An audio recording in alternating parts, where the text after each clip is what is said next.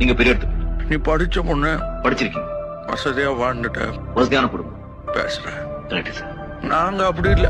நீங்க எப்போது ஏழையா இருக்கீங்க, சோத்துக்கு திண்டாடணும், என்னைக்காவது பட்டியா இருக்கீங்க, 4 காசு சம்பாதிக்கணும்னா சாவணும். வயலு நாளானா காசு இல்லாம அலைஞ்சிருக்கீங்க, சம்பாரிச்ச காசை வீட்டுக்கு கொண்டாடுறதுக்குள்ள ரத்த அடி படணும். வயிறு காலியா இருக்கும், கோர்ஸ்ல ஓட்டு செலவு கொடுக்க முடியாது சார்.